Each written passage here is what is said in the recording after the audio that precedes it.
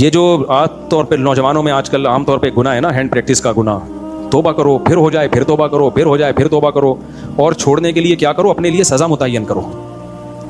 اپنے اوپر قسم نہ کھاؤ کہ اگر مجھ سے یہ ہوا تو مچ پر لازم ہے. یہ نظر منتیں اور قسمیں بہت مسئلہ بن جاتی ہیں. پکا عزم کرو جب مجھ سے یہ گناہ ہوگا میں اتنے پیسے صدقہ کروں گا یا میں اتنے روزے رکھوں گا.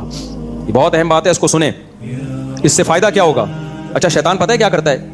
آپ سے یہ گناہ ہوا، آپ نے اگلے دن روزہ رکھا سزا کے طور پہ، یا کوئی صدقہ کر دیا. جو بہت زیادہ دھتی ہوتے ہیں ان کو تو ہم روزہ رکھنے سے منع کرتے ہیں، جو روزے میں بھی یہ کر رہے ہوتے ہیں. پھر بڑی فلمیں ہیں بھائی مارکیٹ میں چل رہی ہیں، وہ روزے میں پھر روزہ بھی نہیں رکھ رہے ہوتے، روزے میں یہ کام تو اور زیادہ گناہ ہے، روزہ بھی گیا تمہارا. ان کو ہم کہتے ہیں صدقہ کرو پیسے. تو جب وہ پیسے صدقہ کرتے ہیں تو پھر ان سے گناہ ہوتا ہے. تو شیطان پتہ ہے کیا کرتا ہے؟ صدقہ کرنے سے کوئی فائدہ نہیں ہوا، نا نا نا نا، یہ تمہاری بھول ہے، فائدہ ہوا ہے، ایک دم نہیں ہوگا. پھر اگر ہو گیا ہے صدقہ کرو، پھر ہو گیا ہے صدقہ کرو، توبہ بھی کرو صدقہ بھی کرو. ہوگا پتہ ہے کیا؟ کچھ دنوں میں یہ گناہ اگر دن میں 6 دفعہ ہو رہا تھا تو 3 دفعہ ہو جائے گا، 3 دفعہ ہو رہا تھا تو 2 دفعہ ہو جائے گا، 2 دفعہ ہو رہا تھا تو 1 دفعہ ہو جائے گا. اور بڑی بات یہ ہے کہ بالفرض گناہ نہیں بھی چھوٹ رہا تو جس پلڑے میں گناہ آ کے رکھے جا رہے ہیں، نیکی کا پلڑا بھی تو بھاری ہو رہا ہے نا اسی حساب سے. نہیں آ رہی میرا خیال ہے بات؟ فرض کرو گناہ نہیں بھی چھوٹا تو جہاں ترازو کے پلڑے میں گناہ آ رہے ہیں تو اللہ ظالم تھوڑی ہے کہ گناہوں کو تولے نیکیوں کا نہ تولے. وہ صدقے کی نیکی کو بھی تو دوسرے پلڑے میں لا کے رکھے گا. اور یہ میں گارنٹی سے کہتا ہوں، جو شخص اپنے لیے سزا متعین کرے گا اور اس سزا کی پابندی کرے گا، ڈرامے نہیں کرے گا کہ یار چونکہ اس سزا دینے کے بعد بھی گناہ چھوٹ تو رہا نہیں ہے، کیا فائدہ ہے ایسی سزا کا، تو نہیں دو سزا اپنے آپ کو. نا نا نا نا، گناہ 100 دفعہ ہو 100 دفعہ سزا دو. تو میں گارنٹی سے کہہ رہا ہوں انشاءاللہ یہ گناہ اس سے دیر سے چھوٹے گا لیکن چھوٹ جائے گا. تو چند باتیں بتاؤں. پہلی بات، گناہ چھوٹے گا اس سے انشاءاللہ.